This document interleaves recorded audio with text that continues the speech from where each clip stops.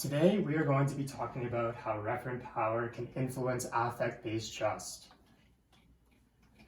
Now, first, we're going to define referent power. What is referent power? Well, it is a form of organizational power based on the attractiveness and charisma of the leader.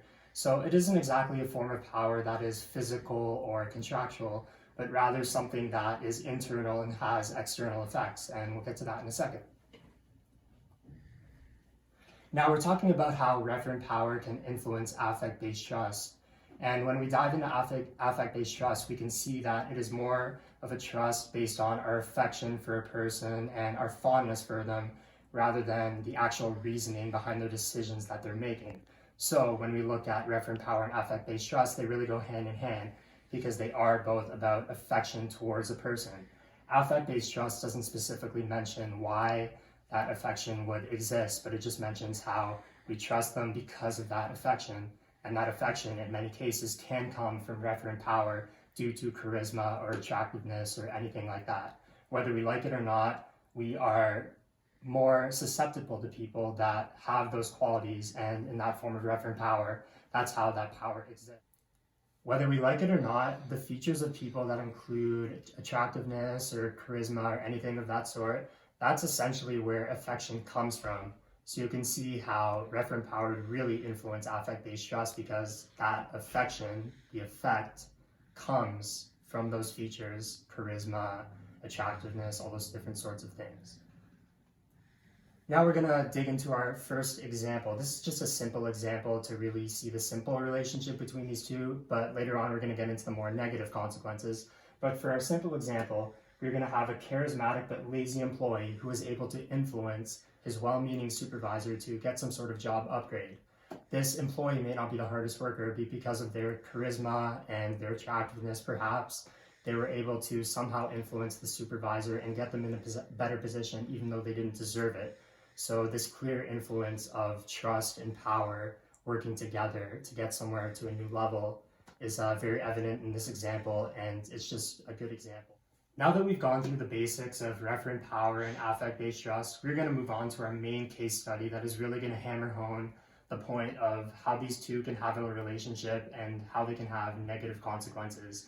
For our case study, we have selected popular TV character Daenerys Targaryen from the popular show Game of Thrones, and we're going to dive right into her story.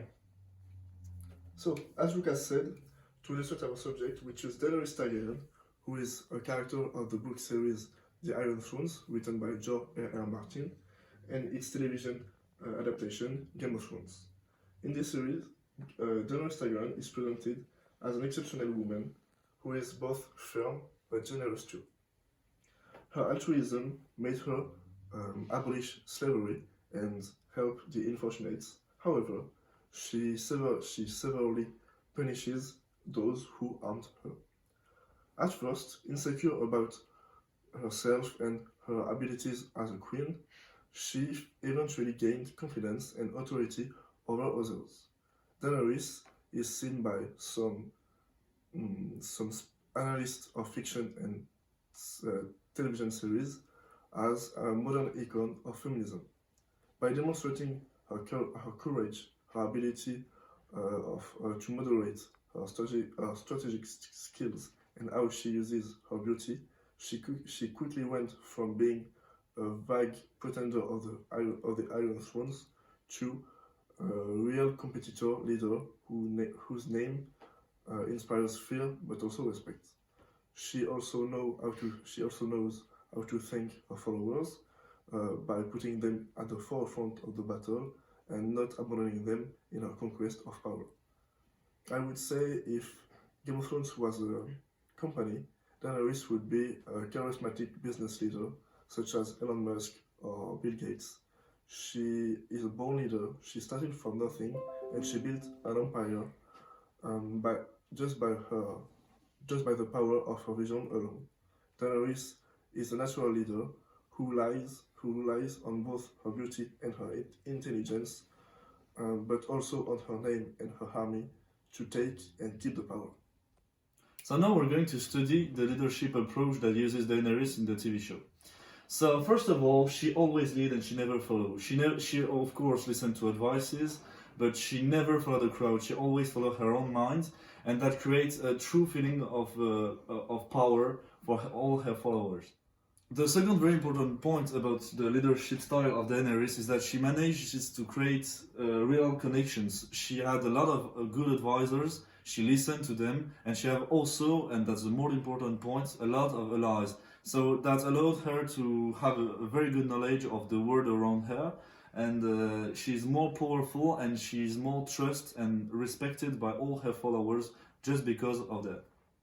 So the third point is that Daenerys is loved but also feared. Why she's loved? Because she's very nice with her followers. She gets them out of slavery. She's really pretty, obviously, and that creates a very nice feeling about her for all her followers. They respect her, they truly love her. They are very confident in her decisions. But also, she is also respected because she's feared. For example, we know that she has no respect and no mercy for all the traitors, her enemies. So that creates a feeling of fear between her followers. So we can say she's respected for that because she's pretty, she's nice, but she's also without mercy. So as a conclusion, we can say that the leadership style that uses Daenerys is strategic leadership. Why? Because she used advisors, she used allies to reach her goal, which is get the throne.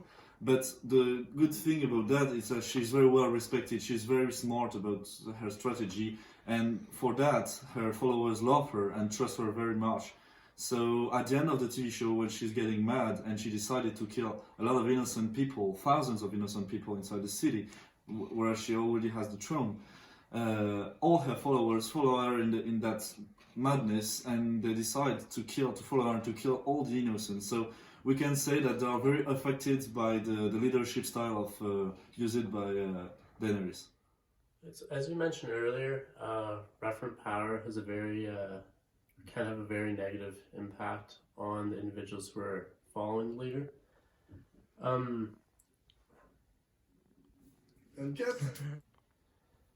As we mentioned earlier, affect-based trust and referent power, mainly referent power, is largely affected by emotional trust. So in the followers' case, a lot of the time they're influenced by decisions based on their feelings emotionally towards the leader, rather than actual values that they rationalize upon, and at the end of the day is really in the best interest of the followers. But in the case of referent-based power, usually it's in the best interest of the leader rather than the followers. So a good example of someone who uses referent power negatively towards people's affect-based trust would be Jim Jones. He's a cult leader back in the 1950s and 60s who used referent power to negatively impact people, like I said, causing over 600 people to commit suicide, which is obviously a very extreme example, but goes to show how it can be used very negatively. Usually, referent power is directed towards those that are less emotionally intelligent, usually through emotional persuasion. Another negative instance when people can take affect-based trust from referent power into a negative way, when really it's not even really meant to be that way, is when a leader portrays values or certain ways of doing things, and the followers tend to take it a little too far and over-exaggerate their beliefs or values, and then it ends up having a negative impact on those who are in the direct path, the followers who are making the decisions. So in conclusion, we can see that there's a clear correlation between referent power and affect-based trust and how one really affects the other. The story of Daenerys is a perfect example of this. She is a very attractive and charismatic leader, and her followers followed her all the way up until the end, even when her actions of, say, killing innocent people had very negative consequences. They still followed her due to her position in that leader and having those qualities. Affect-based trust can be very affected by this, and it has, in some cases, like here, very negative consequences. We appreciate your time, and thank you so much for watching our video.